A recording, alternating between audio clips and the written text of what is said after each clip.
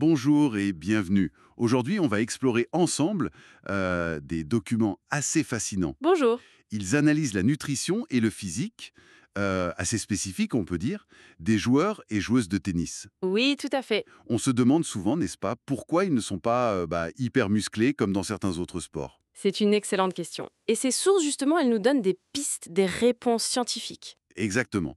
Donc notre mission, si on peut dire, c'est de comprendre pourquoi ce physique affûté, fonctionnel, est si important au tennis. Et comment la nutrition joue son rôle là-dedans, comment elle sculpte cette performance. C'est parti. On plonge dedans. Allons-y. En fait, ces sources, elles décortiquent vraiment comment la biomécanique, l'alimentation et puis l'entraînement, comment tout ça interagit.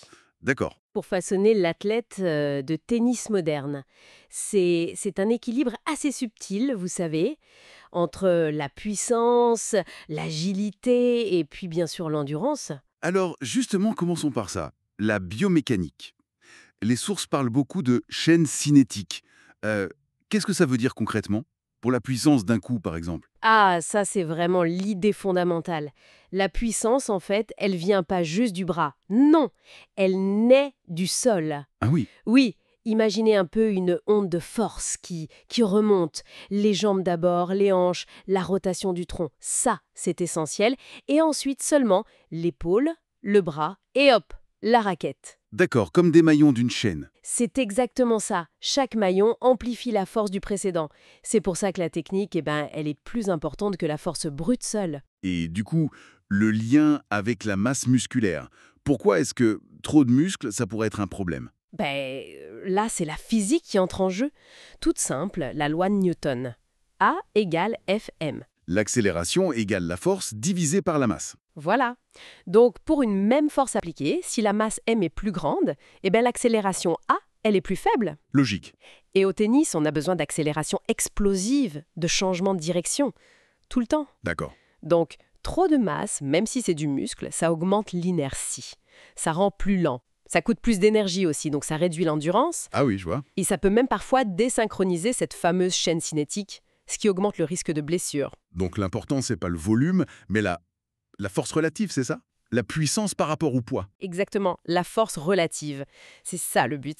Et est-ce que les sources, elles décrivent un physique idéal, un type de corps? Elle parle de tendance, oui. Des termes un peu techniques, comme ectomésomorphe pour les hommes. C'est-à-dire? Plutôt élancé, mais quand même athlétique, quoi. Et chez les femmes, plutôt endomésomorphe, un peu plus charpenté, si on veut. D'accord. Mais bon, au-delà de ces catégories, l'essentiel, c'est surtout un pourcentage de graisse corporelle assez bas. Ah oui. Quel chiffre environ? Autour de 12 à 16% chez les hommes et peut-être 16 à 24% chez les femmes, justement pour maximiser ce rapport poids-puissance et l'agilité. Très clair. Alors, si l'entraînement sculpte ce corps efficace, comment la nutrition vient soutenir tout ça? On parle souvent de carburant. Ah bah oui, c'est le nerf de la guerre, comme on dit. Les glucides, c'est la source d'énergie numéro un. Vraiment. Plus que les protéines. Pour l'énergie immédiate et l'endurance, oui. Les recommandations des sources sont assez élevées d'ailleurs. On parle de 5 à 10 grammes par kilo de poids corporel par jour. Ah oui, quand même. Oui, c'est beaucoup. Et bien sûr, c'est à ajuster selon l'intensité des entraînements, des matchs. C'est crucial pour tenir sur la durée. Et les protéines alors? Quel est leur rôle précis et comment les utiliser au mieux, d'après ce qu'on lit? Alors les protéines, elles sont là pour la réparation, la construction musculaire après l'effort. Les sources donnent un chiffre, environ 1,6 g par kilo par jour. D'accord. Mais ce qui est intéressant, c'est l'importance de la répartition. Une découverte clé des sources. C'est-à-dire? Pas tout d'un coup. Non, justement, plutôt que de prendre une grosse dose, mettons, après l'entraînement, ils vont mieux répartir, consommer 20 à 30 grammes de protéines toutes les 3 ou 4 heures. Ah, d'accord. Pour optimiser l'assimilation, en fait. Exactement, pour optimiser la synthèse des protéines musculaires tout au long de la journée. D'accord.